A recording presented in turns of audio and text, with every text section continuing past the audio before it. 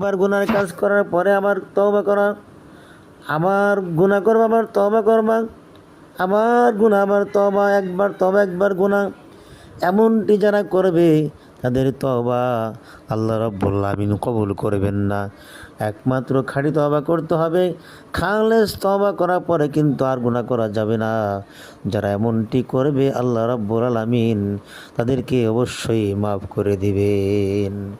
বন্ধুগণ আমার, তওবা করতে হবে খালেস তওবা।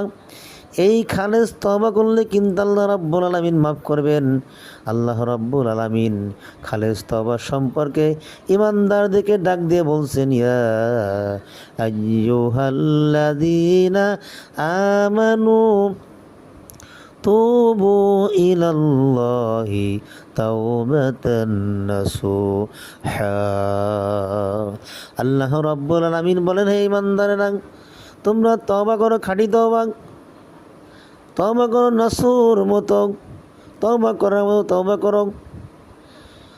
তোমরা তওবা করো, খাঁটি তওবা, তওবা করার মতো করো, নাসুহের মতো করো। নাসুহ যেমন তওবা করেছিলেন তোমরা সেমন তওবা করো, তাহলে আল্লাহ রাব্বুল আলামিন তোমার তওবা কবুল করবেন, আল্লাহ তোমাকে মাফ করে দিবেন। বন্ধুগণ আমার, আল্লাহ পাক রব্বুল আলামিন বলেন, বান্দা যদি কোনো ব্যক্তি তওবার উপরে অটল থাকার জন্য এই আমলটি করে, তাহলে আল্লাহ রাব্বুল আলামিন তাকে ওই নিয়ামত দান করবেন। একবার গুনাহ করার পরে খাস তওবা হয়ে গেলে দ্বিতীয়বার আর কোনো তার গুনাহ করতে মন চাইবে না। সেটা হচ্ছে সূরা তাহরিমের ৮ নম্বর আয়াতটি বেশি বেশি তেলাওয়াত করতে হবে।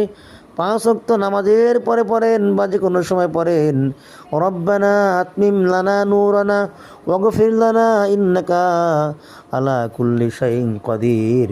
যদি কোনো ব্যক্তি এই দোয়াটি পড়তে পারে, আল্লাহ